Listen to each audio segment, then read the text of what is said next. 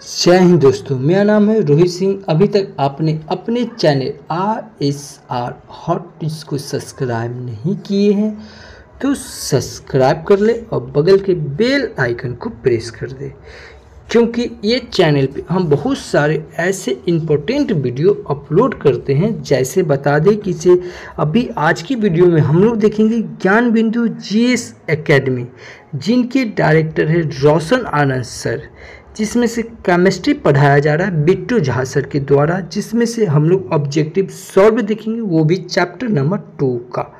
Chapter number 1 का video upload है, आप नहीं देखें तो आप हमारे वीडियो के प्ले लिस्ट में जाइए और वहाँ से देखिए।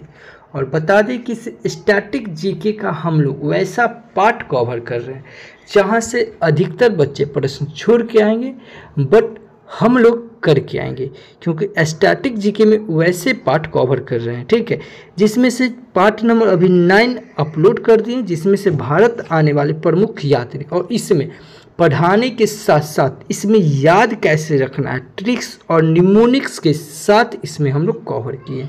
सिर्फ बहुत सारा यूट्यूब पर वीडियो देखें, सर आते हैं पढ़ाते हैं और चले जाते हैं, बट याद कैसे रखना है ये हम लोग इसमें कवर करते हैं। और याद आप 1 से 2 बार वीडियो देखिए, पूरा का पूरा दिमाग में आपका छप जाएगा। और बता दें कि इसे बहुत सारे ऐसे इंपॉर्टेंट दिवस होते हैं जहाँ दिवस से भी प्रश्न पूछे जाते हैं। तो महीने के लास्ट में, जैसे ये महीना अप्रैल चल रहा है, तो अप्रैल महीने के लास्ट में जितना भी इम्पोर्टेंट दिवस है उसका हम लोग दिवस के साथ साथ थीम भी आपको हम बताएंगे, उस पर एक वीडियो बना के अपलोड कर देते हैं। ठीक है, तो ऐसे अभी मार्च महीने का अपलोड हो चुका है। ठीक है, और ये वीडियो तो आप लोग छोड़िएगा ही नहीं। ठीक है, आप हमारे वीडियो के प्ले लिस्ट में जाइए, वहाँ ट्रिक से एक प्ले लिस्ट बना हुआ है, वहाँ से आप देखिएगा संपूर्ण बिहार करके पूरा एक वीडियो है। ये वीडियो अप्रोक्स आपका 40 से 41 मिनट का वीडियो है। ठीक है, 40-45 मिनट का होगा। ठीक है, ये वीडियो आप पूरा देखिएगा। ठीक है, ये वीडियो देखने के साथ साथ इसमें आपका बिहार का मानचित्र, मतलब पूरा खनिज, रामसर स्थल क्या है, सब टोटल साक्षरता दिवस, जनजातीय, ये सब इसमें हम लोग कवर किए। ठीक है, बता दें कि आप किसी भी एग्जाम का तैयारी कीजिए, अगर बिहार से प्रश्न आता है तो आपका छूटेगा नहीं। और इसमें पढ़ाने के साथ साथ पढ़ाए के छोड़े ही नहीं है, इसमें ट्रिक्स और निमोनिक्स के साथ आपको बताया है कि इसको हमको ज़्यादा लंबे समय तक के कैसे याद रखना, इसमें वैसे करके हम याद करवाए हैं। ठीक है, यदि अगर आप 1 से 2 बार ये वीडियो देख लेते हैं तो आप किसी भी एग्जाम में दीजिए, बिहार पुलिस दीजिए, बिहार दरोगा दीजिए या बिहार SSC दीजिए, अगर बिहार से प्रश्न आता है तो आप यहाँ से आप कवर कर लीजिएगा। ठीक है, और बता दें कि जैसे हम लोग, ठीक है, जैसे हम लोग केमिस्ट्री का अभी कवर कर रहे हैं ऑब्जेक्टिव सॉल्व, उसी तरह हम लोग बायोलॉजी का, टोटल बायोलॉजी में 18 चैप्टर है, ये टोटल हम लोग ऑब्जेक्टिव सॉल्व कर चुके हैं। ठीक है, यदि अगर बायोलॉजी में आपको प्रॉब्लम है तो आप बायोलॉजी का टोटल चैप्टर आप देख सकते हैं। और बता दें कि इसे आप पर डे, ठीक है, एक सेट हम लोग बिहार दरोगा के लिए अभी डालते हैं। ठीक है, इससे पहले हम लोग किरण का, एडिटोरिया का, ये सब का क्या कहते हैं, दरोगा का प्रैक्टिस सेट करवा चुके हैं। उसके साथ साथ जो भी इंपॉर्टेंट फैक्ट्स होता है वो भी हम लोग इसमें कवर करते हैं। अभी फिलहाल हम लोग का बिहार दरोगा का जो ड्रीम डोज के द्वारा, जो सुजीत सर के द्वारा जो 11 मॉडल सेट और 2 प्रीवियस सेट है। ठीक है, जिसमें से सेट नंबर हम लोग 2 कवर कर चुके हैं। ठीक है, तो वो भी आप हमारे वीडियो के प्लेलिस्ट में देख सकते हैं। तो अब आपको पता चल गया होगा कि ये वीडियो या हमारे चैनल कितना इम्पोर्टेंट है, तो आप चैनल को सब्सक्राइब करना न भूलें। चलिए तो फिर हम लोग शुरू करते हैं केमिस्ट्री। चलिए दोस्तों, तो फिर शुरू करते हैं। और शुरू करने से पहले बता दें कि इसमें टोटल 100 प्रश्न, ठीक है, इसमें टोटल 100 प्रश्न। ठीक है, तो चलिए तो फिर शुरू करते हैं। पहला प्रश्न हमारा पदार्थ की अनक्षरता का नियम, जिसे law of conservation of matter का प्रतिपादन किसने किया था? तो ये लववाजे ने किया था। कौन किया था? लववाजे थे। इस क्वेश्चन का ऑप्शन नंबर जो हो जाएगा, ऑप्शन नंबर 1 हो जाएगा सही। ठीक है, इस क्वेश्चन का ऑप्शन नंबर 1 हो जाएगा सही। अगला प्रश्न है द्रव्यमान संरक्षण का नियम किसने प्रतिपादित किया था? तो ये भी किया था लवबाजे। इस क्वेश्चन का भी ऑप्शन नंबर बी हो जाएगा।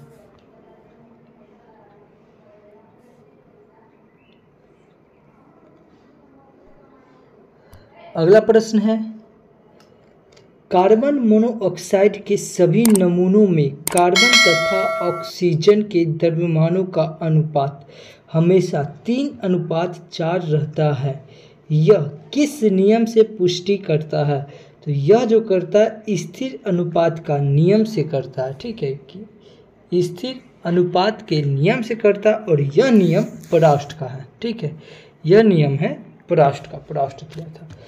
अगला प्रश्न है, निम्नलिखित में कौन सा विकल्प सही सुमेलित नहीं है? कौन सा सही सुमेलित नहीं? तो द्रव्यमान संरक्षण का नियम लेवासिस दिया था, ये सही है। उसके बाद स्थिर अनुपात का नियम ये परास्ट दिया था, जो कि ये अभी हम आपको बताएं, ये भी सही है। उसके बाद गुणित अनुपात का नियम डेवी दिया था, जी नहीं, ये डाल्टन दिया था। कौन दिया था? डाल्टन दिया था। ठीक है, तो इस क्वेश्चन का यही बोला, कौन सुमेलित नहीं है? तो ये नहीं है। तो इस क्वेश्चन का ऑप्शन नंबर सी सही हो जाएगा। चलिए आगे देखते हैं। अगला प्रश्न है, NaHCO3 जिसको सोडियम बाइकार्बोनेट कहते हैं का 6.3 ग्राम HCl घोल के 10 ग्राम के साथ अभिक्रिया कर NaCl का तथा CO2 बनाते हैं। यदि NaCl का 12 ग्राम है तो अभिक्रिया में मुक्त होने वाला Ca2 गैस का भार क्या होगा? तो ये होगा 4.3 होगा। क्या होगा? 4.3 होगा। तो इस क्वेश्चन का ऑप्शन नंबर बी हो जाएगा। अगला प्रश्न है, परमाणु सिद्धांत का प्रतिपादन सर्वप्रथम किसने किया था? तो ये डाल्टन ने किया था, जॉन डाल्टन। तो इस क्वेश्चन का ऑप्शन नंबर बी हो जाएगा।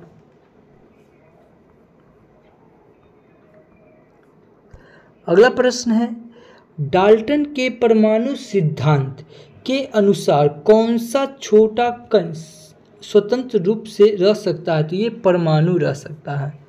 कौन? परमाणु। अगला प्रश्न है, परमाणु अभाज्य है, यह निम्नलिखित में से किसने प्रतिपादित किया था? तो ये डाल्टन ने किया था। तो इसका ए आंसर हो जाएगा। आगे देखेंगे, डाल्टन के परमाणु सिद्धांत के द्वारा कौन है? तो इसमें से ये हो जाएगा, रासायनिक संयोग के नियमों की व्याख्या की जा सकती है। तो इस क्वेश्चन का ऑप्शन नंबर ए हो जाएगा सही। आगे देखेंगे, अगला प्रश्न है, निम्नलिखित में कौन सा एक सही नहीं है? कौन सा एक सही नहीं है? तो पहला है, किसी तत्व के सभी परमाणु समान होते हैं, ये तो सही है। विभिन्न तत्वों के परमाणु विभिन्न प्रकार एवं रासायनिक गुण वाले होते हैं, ये भी सही है।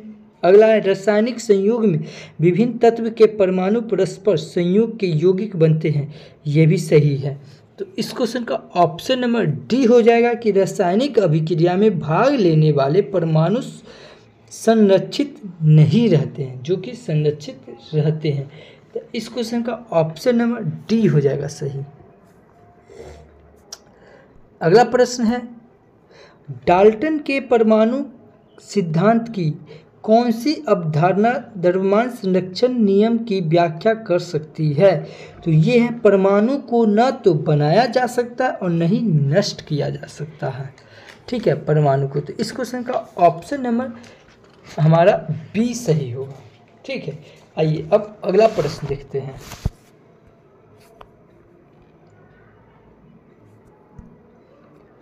अगला प्रश्न है, तत्व का सबसे छोटा कण जो रासायनिक अभिक्रिया में भाग लेता है उसे क्या कहते हैं? तो सबसे छोटा कण जैसे बताया तो ये हो जाएगा परमाणु। तो इसका सी आंसर हुआ। आगे निम्नलिखित कथनों पर विचार कीजिए। क्या विचार करना है? इसे कौन सा सत्य है? तो पहला है, किसी तत्व के सभी परमाणु एक समान होते हैं किंतु वे अन्य तत्व के परमाणु से भिन्न होते हैं? जी हाँ, ये तो बिल्कुल सही है।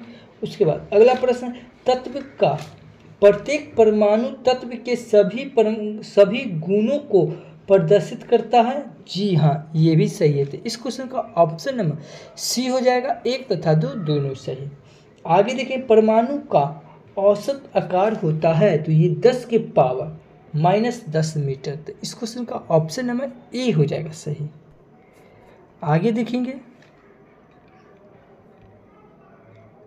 अगला प्रश्न है, निम्नलिखित में से किस तत्व का परमाणु सबसे छोटा है? इसमें से कौन सा परमाणु सबसे छोटा है? तो सबसे छोटा ये हाइड्रोजन है, तो इसका ए हो गया।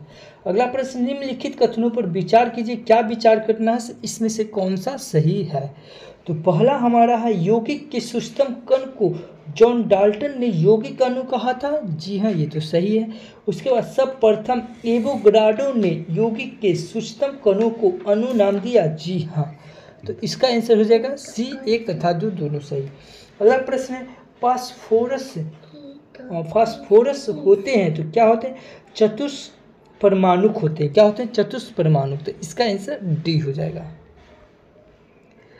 आगे अगला प्रश्न है, 18 नंबर प्रश्न है, निम्नलिखित में कौन एक परमाणुक है? तो ये हीलियम परमाणुक है। क्या है? हीलियम। ठीक है, और हीलियम से आपको बता दें कि जो हवाई जहाज की जो टायर में जो भरा जाता है हवा, ये हीलियम गैस ही रहता है। अगला प्रश्न, निम्नलिखित में कौन सा कथन असत्य है? असत्य कहने का मतलब कौन सा कथन गलत है? तो उत्कृष्ट या निष्क्रिय गैस एक परमाणुक होते हैं, ये तो सही है। समान गैस अधिकांश द्विपरमाणुक है, ये भी सही है। ओजोन गैस त्रिपरमाणुक होते हैं, ये भी सही है। तीसरा का है, जल के अणु बहुपरमाणुक होते हैं? जी नहीं, ये त्रिपरमाणुक होते हैं, तो यही गलत है। क्या है? यही, जल के अणु बहुपरमाणुक नहीं त्रिपरमाणुक होते हैं। अगला प्रश्न है, निम्नलिखित में कौन सी जानकारी किसी तत्व के रासायनिक संकेत से प्राप्त होता है? तो ये तत्व का नाम भी होता है, तत्व के एक परमाणु भी होता है, और तत्व के एक परमाणु का द्रव्यमान भी होता है। तो इसका आंसर हो जाएगा डी, इनमें से सभी। अगला प्रश्न देखेंगे, निम्नलिखित, अगला प्रश्न है, नहीं ये तो हो गया है ना, अगला इधर होगा। अगला प्रश्न, निम्नलिखित कथनों पर विचार कीजिए, क्या विचार करना है, इनमें से कौन सा सही है? तो पहला है, पदार्थ का सूक्ष्म कण जो मुक्त अवस्था में नहीं रहता है एवं रासायनिक अभिक्रिया में भाग लेता है, परमाणु है?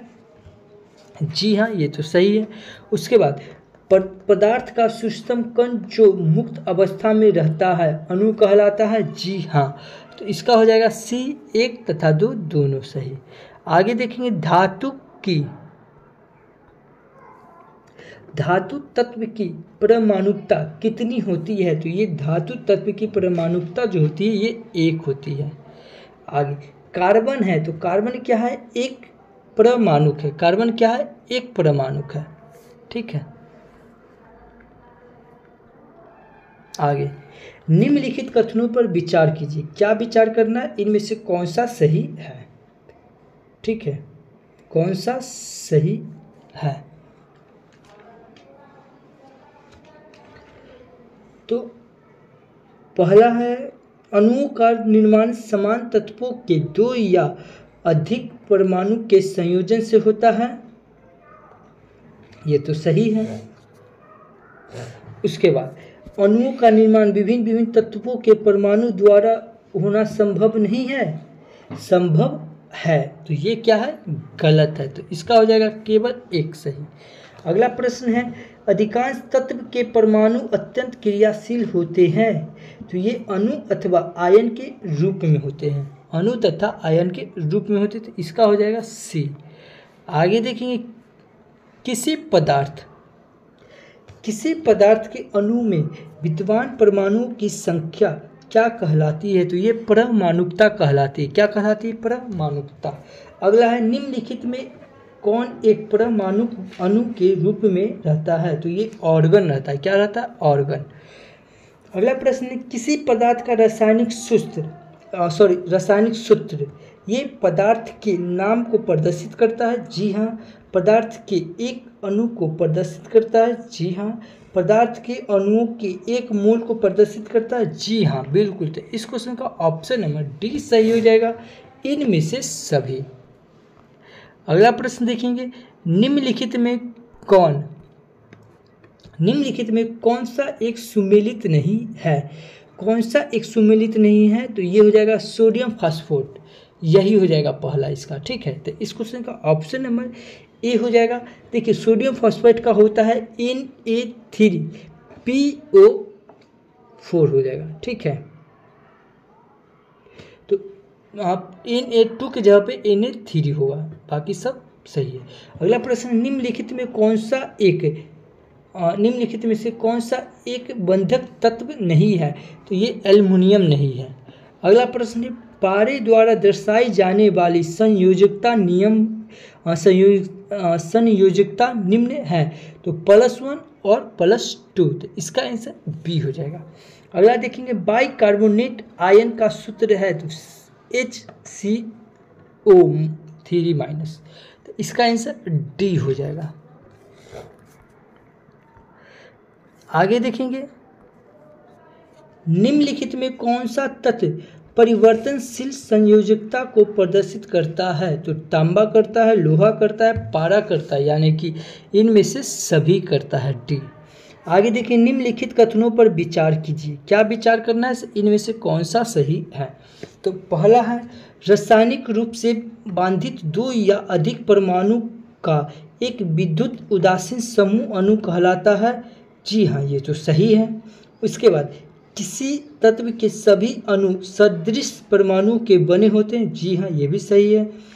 किसी यौगिक के अणु में विभिन्न तत्वों के 2 या अधिक परमाणु रहते हैं। जी हाँ, तो इसका तीनों सही है, 1, 2, 3 सब सही है।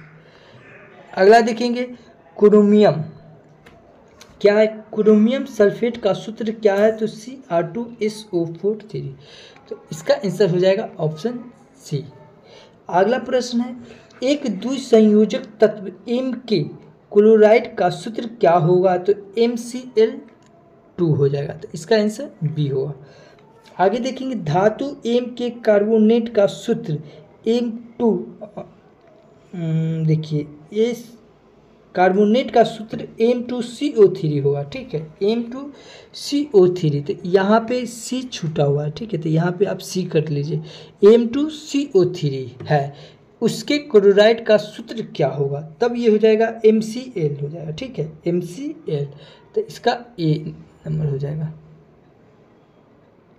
अगला प्रश्न है, एक धातु Y की संयोजकता 4 है, इसके ऑक्साइड का सूत्र क्या होगा? ये होगा YO2 हो जाएगा, तो इस क्वेश्चन का ऑप्शन नंबर बी हो जाएगा सही। आगे देखेंगे, किसी तत्व की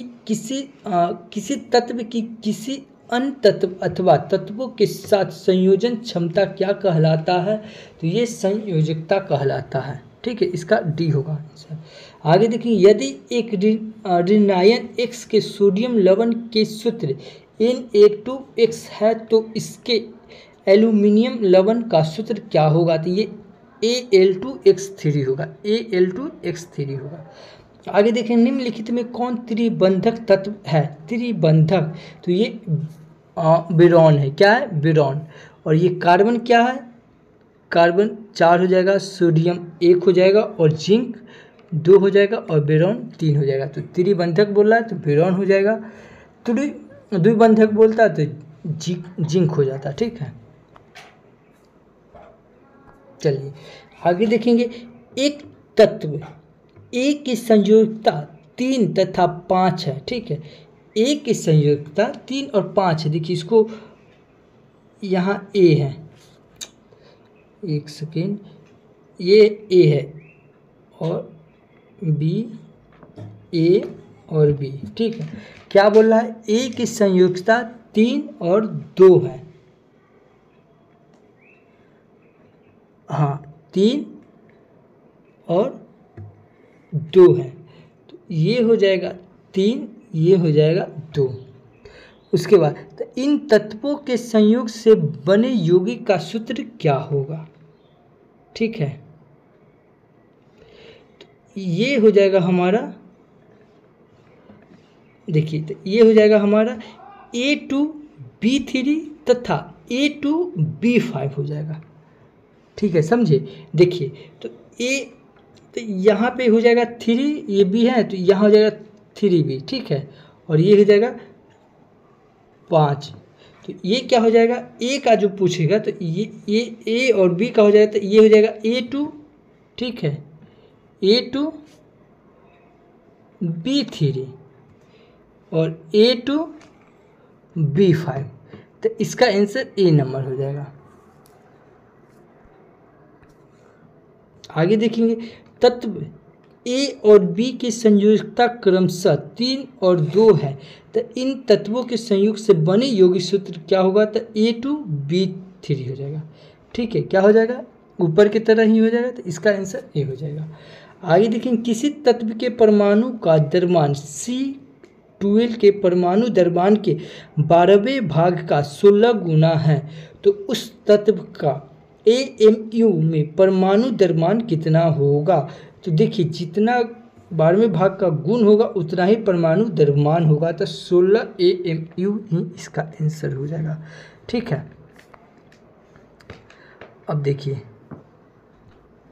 अब अगला प्रश्न है, नाइट्रोजन का एक परमाणु C12 के एक परमाणु के द्रव्यमान के 12वें भाग में कितना गुण भारी होगा? तो देखिए, पहले नाइट्रोजन का जो एमयू होता है ये 14 एमयू होता है। क्या होता है? नाइट्रोजन का ये 14 एमयू होता है। ठीक है, तो इसीलिए इसका आंसर गुण भी उतना ही होगा, 14। तो इसका आंसर सी हो जाएगा। आगे देखेंगे, परमाणु द्रव्यमान इकाई किसके तुल्य है? तो C12 के एक परमाणु के द्रव्यमान के 12वें भाग के है, तो इसका आंसर ए हो जाएगा। आगे देखेंगे, एक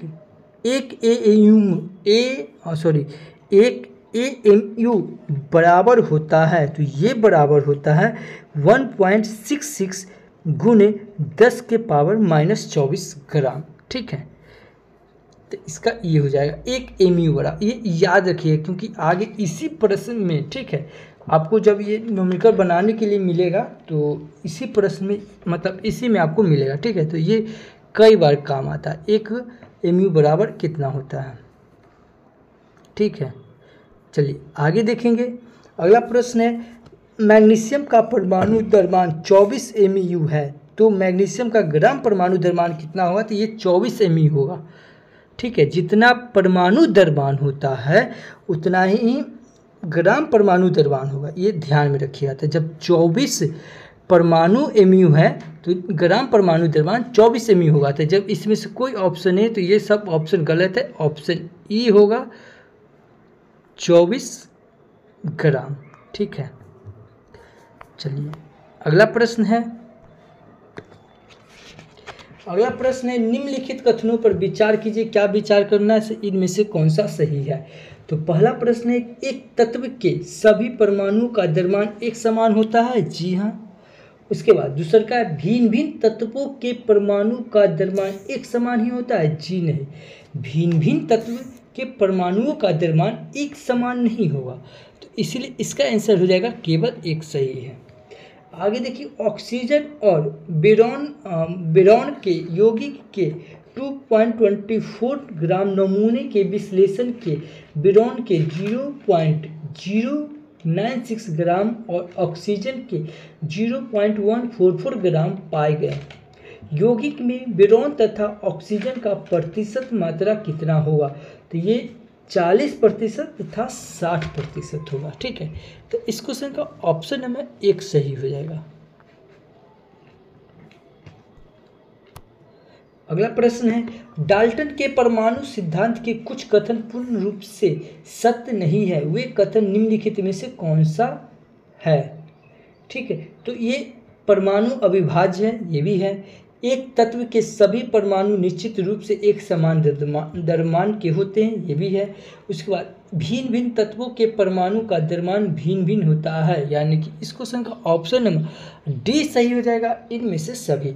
आगे है, जब कार्बन के 3 ग्राम को ऑक्सीजन के 8 ग्राम में जलाया जाता है तो कार्बन डाइऑक्साइड के 11 ग्राम उत्पन्न होते हैं। कार्बन डाइऑक्साइड का कितना द्रव्यमान उत्पन्न होगा जब कार्बन के 3 ग्राम को ऑक्सीजन के 50 ग्राम में जलाया जाता है? तो ये जलाया जाएगा 11 ग्राम। ठीक है, तो इस क्वेश्चन का ऑप्शन नंबर बी सही हो जाएगा। अगला प्रश्न है, कैल्शियम कार्बोनेट का आणविक द्रव्यमान कितना होगा? तो ये कैल्शियम कार्बोनेट का आणविक द्रव्यमान हो जाएगा ये 100 mU होगा। अब कैसे होगा सो देखिए, जैसे कैल्शियम कार्बोनेट का सूत्र क्या होता है? CaCO3 होगा। ठीक है, देखिए एक्चुअली लिखने में नहीं बढ़ना है तो आपको हम सब बता देते। देखिए Ca कैल्शियम कितना होगा? ये 40 होगा। ठीक है, उसके बाद ये कार्बन कितना होगा? ये 12 होगा। और ऑक्सीजन कितना होता है? ऑक्सीजन होता है 16। ठीक है, और ये तीन है तो 3 से गुना करेंगे तो 16 या 48। अब ये सभी को जोड़ेंगे तो ये 100 हो जाएगा। ठीक है, चलिए अगला प्रश्न है जल का। क्या है? जल का ग्राम आणविक द्रव्यमान कितना होगा? तो जल का होता है H2O। क्या होता है? H2O। तो इसका हो जाएगा 18 ग्राम।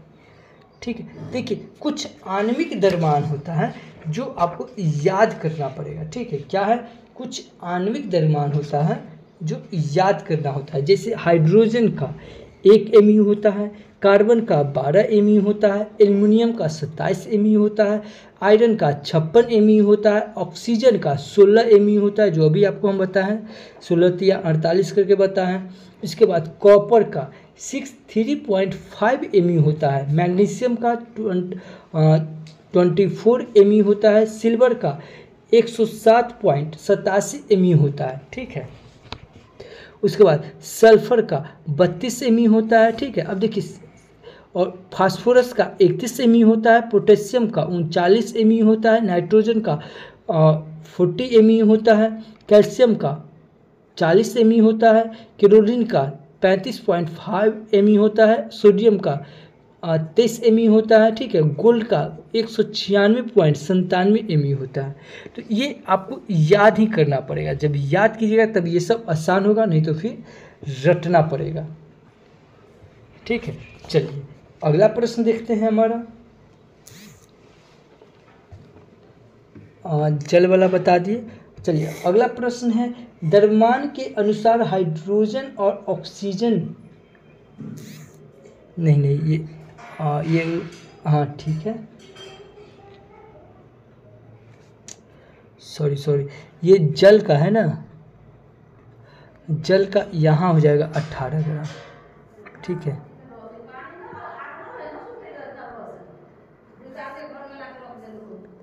देखिए ये जल का 18, ये सल्फ्यूरिक अम्ल का 18 है, सल्फ्यूरिक अम्ल H2SO4 का 98 mU होगा।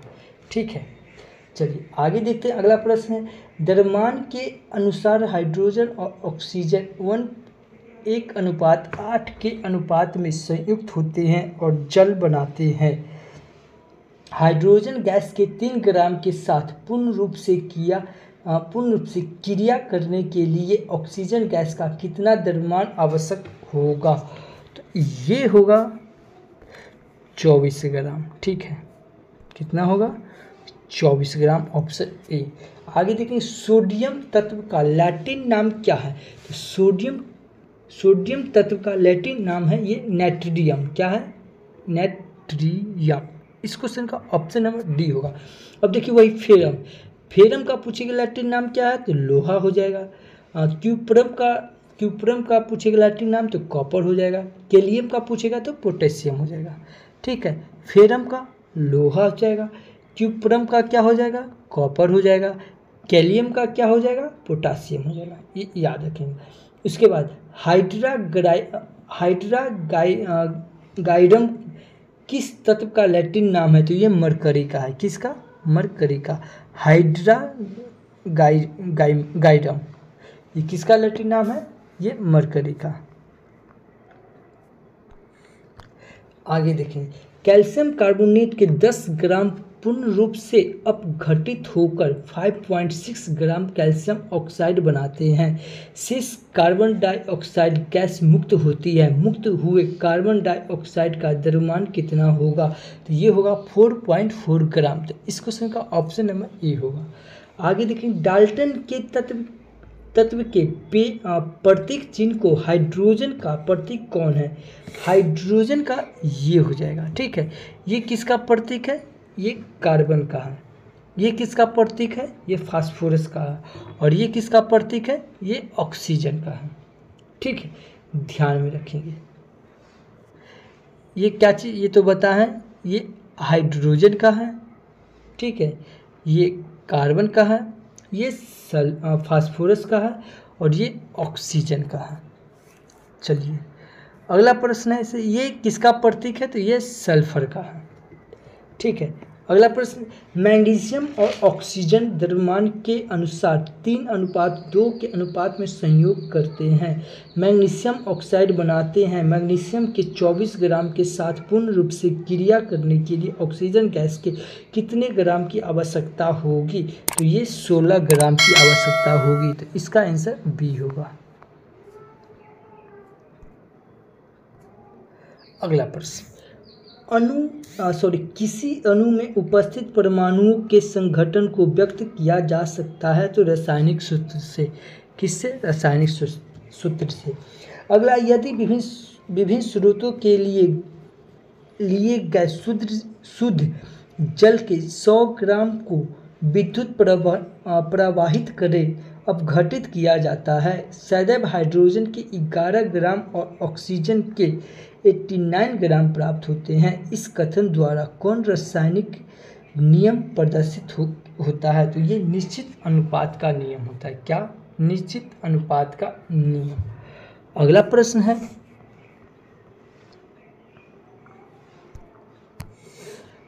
है, किसी प्राचीन भारतीय दार्शनिक के सुझाव दिया गया कि संपूर्ण द्रव बहुत ही छोटे कणों से संगठित होता है। तो ये किसका है? तो ये कनाद का है। किसका है? कनाद का।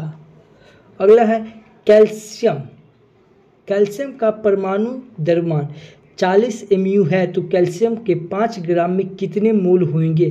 तो कैल्शियम पहले क्या है? कैल्शियम तत्व है, तो इसका परमाणु द्रव्यमान कितना है? 40 mu। तो इसका कैल्शियम के 5 ग्राम में कितने मोल होगा? तो 0.125 मोल होगा। तो इस क्वेश्चन का ऑप्शन नंबर डी होगा। आगे है, एल्युमिनियम परमाणु के मोल का द्रव्यमान कितना होगा? तो ये कुछ, हाँ इसे देखिए यहाँ ना 4 हुआ। ठीक है, एल्युमिनियम परमाणु के 4 मोल होगा। ठीक है, 4 मोल का द्रव्यमान कितना होगा? तब हमारा हो जाएगा 108 ग्राम। ठीक है, यहाँ पे 27 mu दिया हुआ है। अगला प्रश्न है, सोडियम का परमाणु द्रव्यमान 23 mu है, तो 5.75 ग्राम सोडियम में मोलों की संख्या कितनी होगी? तो ये 0.25 होगी। क्या होगी? 0.25 मोल होगी। अगला है, यदि कार्बन परमाणु के 1 मोल का भार 12 ग्राम है, तो कार्बन के 1 परमाणु का ग्रामों में द्रव्यमान क्या है? तो ये होगा 1.99 इंटू 10 के पावर -23 ग्राम हो जाएगा। तो इस क्वेश्चन का ऑप्शन नंबर डी हो जाएगा सही। ठीक है, अगला प्रश्न है, निम्नलिखित में कौन सा विकल्प सही सुमेलित नहीं है? निम्नलिखित में कौन सा विकल्प सही सुमेलित नहीं है? तो 1 मोल बराबर 23 ग्राम सही है। 2 मोल क्लोरीन बराबर 71, ये 3, देखिए यही गलत है, सी नंबर गलत हो जाएगा। ठीक है, 3 मोल कॉपर 310 ग्राम नहीं होगा। अगला प्रश्न है, 2.8 ग्राम भार के आयरन के टुकड़ों में आयरन परमाणु की संख्या कितनी होगी? ठीक है, देखिए ये सब जितना है न्यूमेरिकल है, समझे, और न्यूमेरिकल अगर आप बनाए होंगे तो आपको पता होगा। तो ये इसका कितना हो जाएगा, 2.8 ग्राम भार के आयरनों के टुकड़ों के आयरन परमाणु की संख्या कितनी होगी, तो 3:011 इंटू 10⁻²২। तो इसका आंसर डी होगा। अगला प्रश्न है, अगर कार्बन के 1 ग्राम में उपस्थित कुल परमाणु की संख्या n है तो मैग्नीशियम के 1 ग्राम में कुल परमाणुओं की संख्या कितनी होगी, तो n/2 होगी। अगला है 12.046 इंटू 10⁻23 अणु अमोनिया में मोलों की संख्या कितनी होगी, तो ये 2 मोल होगी। तो इसका आंसर बी होगा।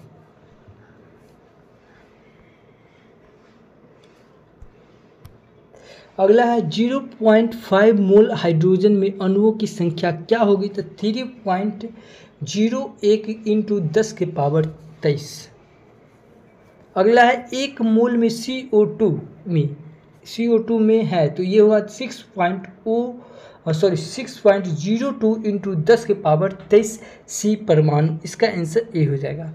आगे देखेंगे O2 गैस के 0.7 मोल का द्रव्यमान क्या होगा, तो ये 22.4 होगा। ठीक है, इसका बी आंसर होगा।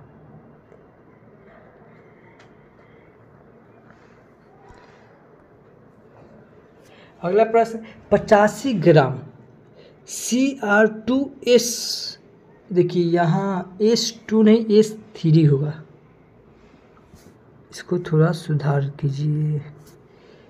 S2 नहीं S3 हो जाएगा। S3 में Cr में कितने मोल होंगे, तो ये 0.85 मोल होंगे।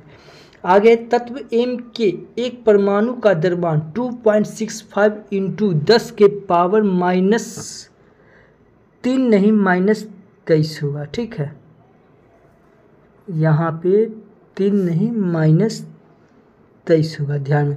23 ग्राम है तो यह तत्व M है तो ऑक्सीजन है, तो इसका आंसर बी होगा। अगला प्रश्न है नियोन के कितने ग्रामों में परमाणुओं की संख्या उतनी ही होगी जितनी कैल्शियम के 4 ग्राम में होगा। ठीक है, 4 ग्राम में परमाणुओं की संख्या होगी तो ये 2 ग्राम होगी, तो इसका आंसर सी। अगला है कार्बन डाइऑक्साइड के 22 ग्राम में मोलों की संख्या कितनी होगी, तो 2 मोल होगी। अगला है जल H2O के 0.5 मोल का द्रव्यमान कितना होगा, तो 9 ग्राम होगा।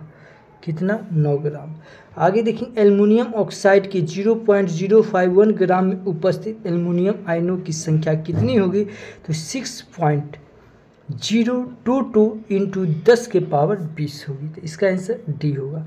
आगे देखेंगे एक व्यक्ति दुकान में 10 मूल जल खरीदने गया। उस दुकान में छोटे छोटे बोतल में प्रत्येक 20 ग्राम जल है, तो दुकानदार व्यक्ति को कितना बोतल जल देगा, तो ये 9 बोतल देगा। ठीक है, अब देखिए ये पूछेगा ये कैसे, तो ये सब न्यूमेरिकल है, ज़्यादा समय लग जाएगा, लेकिन ये क्वेश्चन देख लीजिए, ये आसान है। ठीक है, देखिए 1 मोल में H2O, ठीक है, कितना होता है, तो ये 18 ग्राम होगा। ठीक है, और जब 10 मोल में पूछेगा तो 180 ग्राम हो जाएगा। और जब हमको इसमें क्या बोला 20 ग्राम जल का बोतल है, तो क्या करेंगे, इसको 20 ग्राम का है तो क्या को बोतल चाहिए, तो 180 हो जाएगा, तो 9 बोतल चाहिए। ठीक है, अब देखिए अगला प्रश्न है 5 मोल अमोनिया का द्रव्यमान कितना होगा, तो ये 85 ग्राम होगा। तो इस क्वेश्चन का ऑप्शन नंबर हमारा सी हो जाएगा। आगे देखेंगे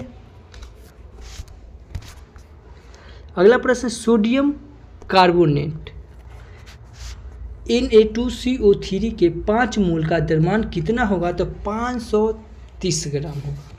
आगे है 0.06 ग्राम जल की एक बूंद में जल के अणुओं की संख्या कितनी होगी, तो 2.007 इंटू 10⁻21 ग्राम, तो इसका बी आंसर हो जाएगा। आगे देखिए 14 ग्राम इंटू गैस का आयतन NTP पर कितना होगा, तो ये 11.2 लीटर होगा। आगे देखेंगे 16 ग्राम ऑक्सीजन में उपस्थित अणुओं की संख्या निम्नलिखित में किसके बराबर है? तो 32 ग्राम SO2, यानी कि इसका आंसर बी हो जाएगा। आगे देखेंगे 8 ग्राम ऑक्सीजन का NTP पर आयतन कितना होगा? तो ये 5.6 यानी कि 5.6 लीटर होगा। अगला प्रश्न, निम्नलिखित में किसका NTP पर सबसे अधिक आयतन होगा? तो ये 34 ग्राम NH3 का होगा, तो इसका आंसर डी हो जाएगा। अगला प्रश्न, सल्फर डाइऑक्साइड के 12.0.44 इंटू 10⁻22 अणु कितने मोल होंगे? तो ये होगा 0.2 मोल, तो इस क्वेश्चन का ऑप्शन नंबर सी हो जाएगा सही। आगे देखिए, नाइट्रोजन गैस के 3.011 इंटू 10⁻24 अणुओं का द्रव्यमान कितना होगा? तो ये 140 ग्राम होगा। अगला है प्रश्न, 160 ग्राम सोडियम हाइड्रोक्साइड कितना मोल होगा? तो ये 4 मोल होगा। जिंक का परमाणु द्रव्यमान 65.41 mu है, तो 2.42 मोल जिंक का ग्राम में द्रव्यमान कितना होगा? तो ये 159.29 ग्राम होगा। आगे है, मानक ताप तथा दाब पर 20 ग्राम हाइड्रोजन गैस का लीटर में आयतन कितना होगा? तो ये 224 लीटर होगा, डी हो जाएगा आंसर। अगला प्रश्न है, 294 ग्राम H2SO4 में सल्फर के कितने मोल है? तो ये 3 मोल है। आगे 1 kg पोटासियम नाइट्रेट KNO3 में उपस्थित ऑक्सीजन का द्रव्यमान कितना है? तो 475.2 ग्राम। अगला है, 1 मोल में CaCO3 में Ca की प्रतिशत मात्रा कितनी है? तो 40%। अगला है 1 मोल H2SO4 में S की मात्रा कितनी प्रतिशत है? तो ये है 32.65%। ये इस सेशन का लास्ट प्रश्न है, एवोगाड्रो नियतांक का मान कितना है? तो 6.022 इंटू 10⁻23। तो इस क्वेश्चन का ऑप्शन नंबर डी होगा। दोस्तों, ये वीडियो आपको अच्छी लगे तो हमारे चैनल को सब्सक्राइब कर ले, बगल के बेल आइकन को प्रेस कर दे और दोस्तों के साथ शेयर जरूर करें। Thank you for watching this video. जय हिंद।